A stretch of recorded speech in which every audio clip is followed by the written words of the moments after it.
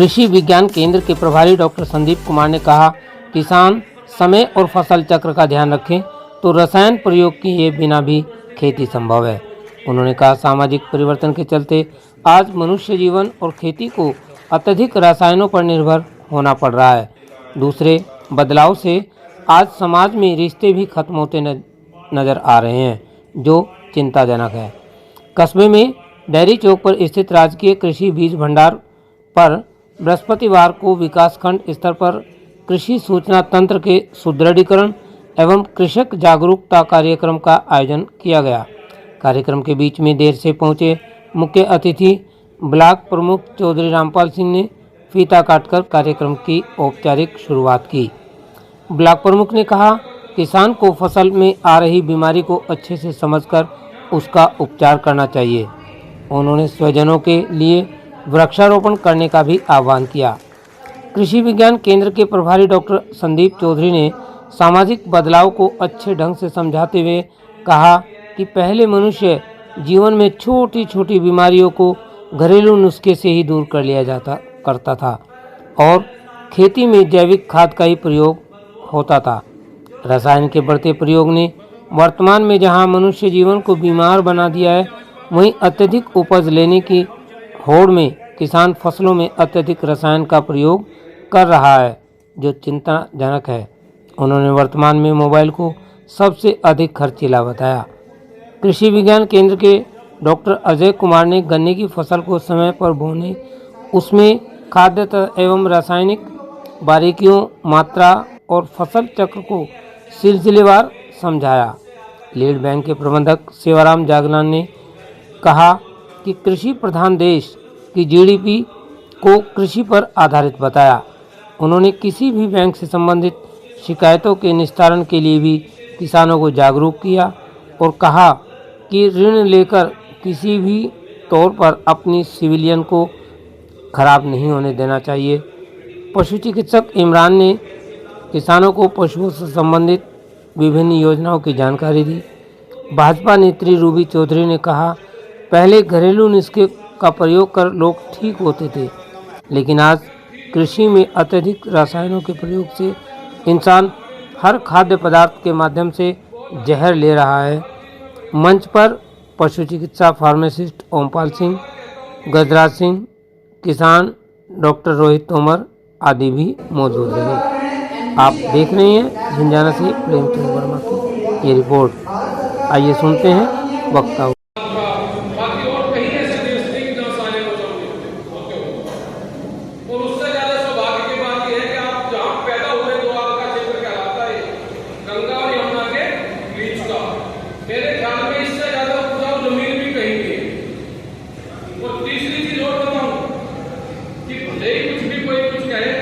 लेकिन यहाँ से ज्यादा मेहनती भी आदमी कहीं का नहीं है।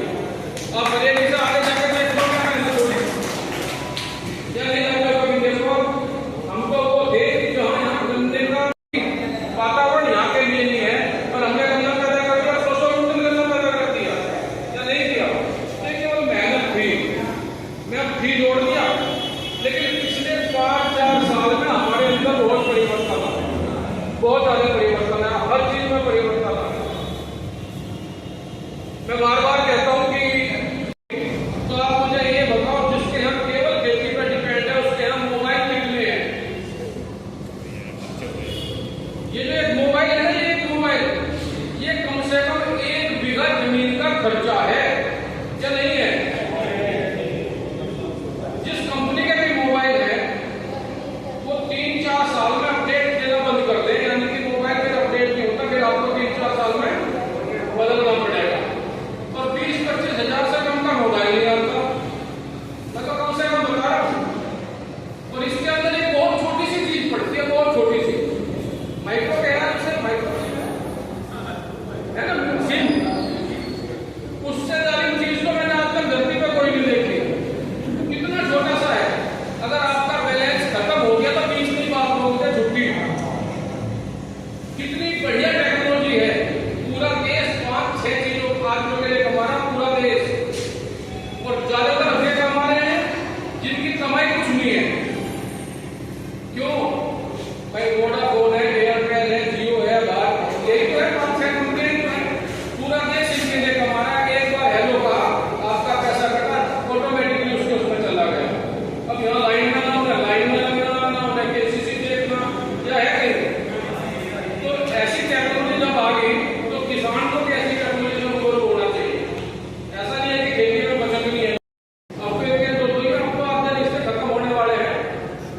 किसी का 2 हो गया तो तीसरे की छुट्टी, अगर दोनों लड़के हो गए तो बुआ गई, मौसी के सारे ऑब्जर्वेशन तो खत्म, क्या नहीं हो रहा है ऐसी स्थिति। तो ये सारा सामाजिक परिवर्तन हमारा यहाँ भी देखने को मिला। मैं फिर क्योंकि खेती का यहाँ पे खेती की बात करूँगा, खेती में बहुत कुछ किया जाना संभव है। और अभी एक बात भाई ने की थी कि क्या बिना रसायनों के खेती हो सकती है। अगर हम बिना रसायनों के हम पहले अपना जीवन चला सकते थे।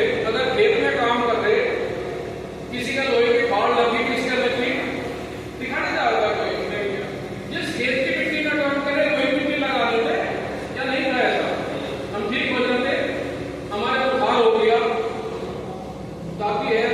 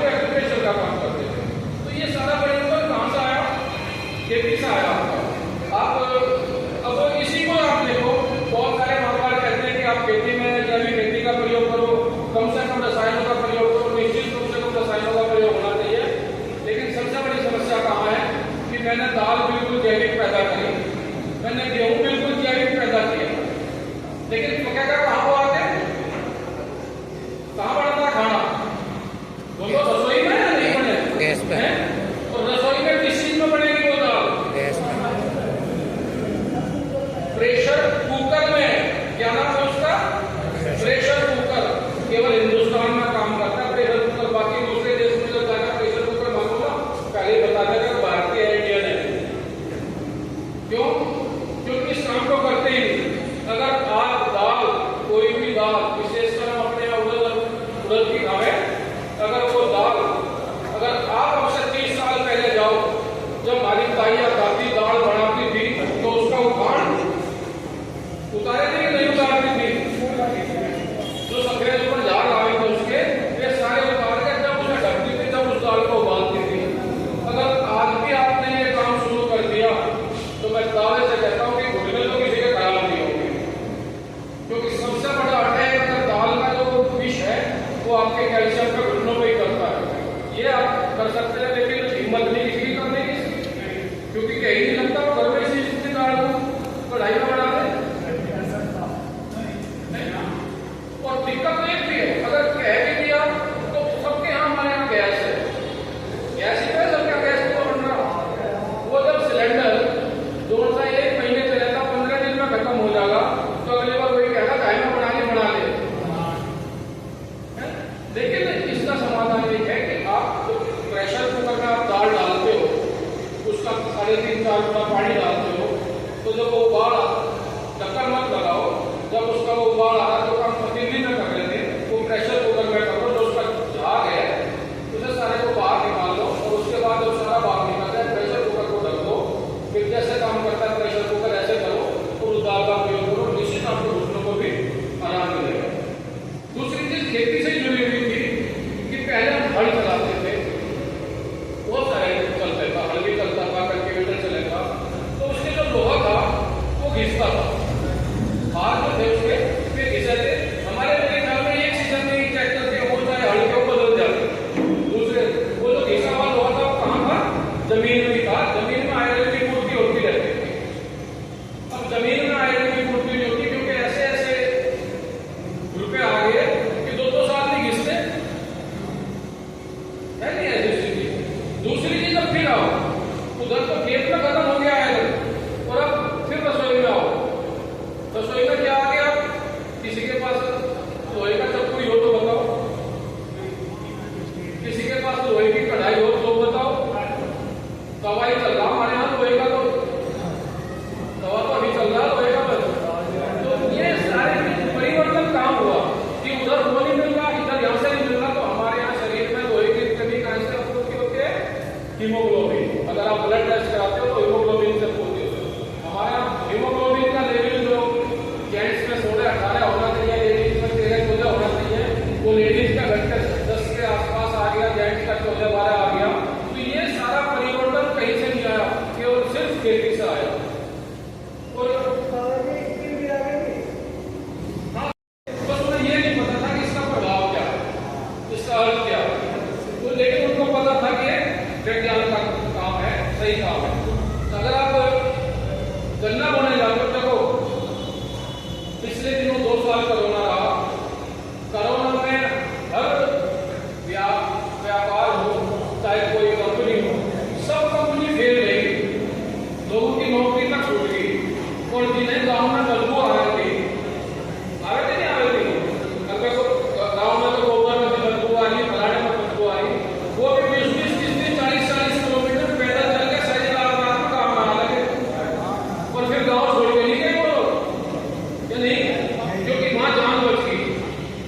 तो मैं इसलिए बार बार ये कहता हूँ कि अगर आप खेती कर रहे हो तो इस पर थोड़े से ध्यान देने की बात है कि अगर आप करना हो, मैं थोड़ी सी जानकारी करने के बारे में आपको बता दूं, क्योंकि फिर मुलाकात इतना पता है कि दवाई डालनी है, दवाई का भी अलग अलग काम है। जैसे आप कीटनाशक डालोगे, जैसे क्लोरोसाइफर है, इमिडा है, पेप्रोनिल है और थायोलेप्टा है, इसका काम क्या है, जो सुंडी है, कीड़ा है, तितली है, इसको मारेगा, और किसी चीज को कोई काम नहीं करता। फफूंदीनाशक, जो पत्तियां गल रही हैं, पौधा नीचे से गल रहा है, सड़न है, धब्बे हैं पत्तियों पे, उस पे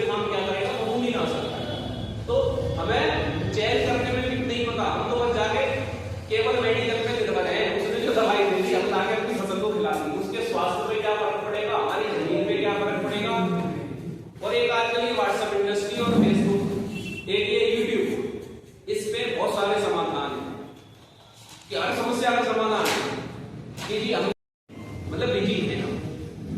सबसे पहला काम तो भूमि उपचार ट्राइकोडर्मा से बताया था, गोबर की खाद मिला के तैयार करना, बीज उपचार, बीमारी बीज से भी आए